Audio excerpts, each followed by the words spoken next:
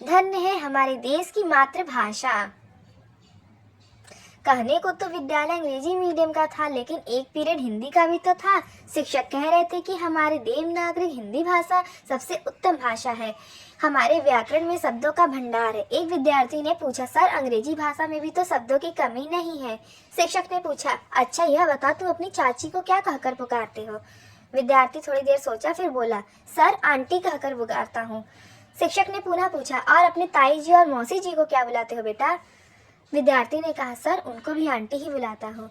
शिक्षक मुस्कुराए और फिर बोले, फिर शब्दों का भंडार कहाँ रह गया बेटा? हमारी भाषा में तो सभी रिश्तों के अलग अलग नाम हैं, जो अन्य किसी भी भाषाओं में कम ही देखने को मिलते हैं। शिक्षक ने कहा, अच्छा मैं एक अंग्रेजी शब्द का उच्चारण करता हूँ और तुम सभी उसका अर्थ बताओ, ठीक है? शिक्षक ने बोला, सी। शिक्षक ने कहा, विनोद तुमने मेरे शी कहने का क्या मतलब समझा? विनोद ने कहा, सर आपने अंग्रेजी वर्णमाला का तीसरा अक्षर सी बोला है। शिक्षक पूछते गए, एक एक करके सब विद्यार्थी बताते गए। किसी ने बोला समुद्र है, किसी ने बोला आपके कहने का मतलब है देखना, किसी ने कहा इसका मतलब है शी जो लड़की के लिए यूज होता है।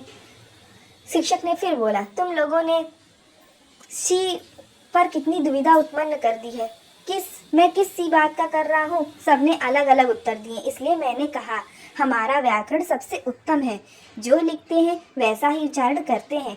सभी विद्यार्थियों ने तालियां बजाते हुए कहा, धन्य है हमारा देश, धन्य है हमारी मातृभाषा।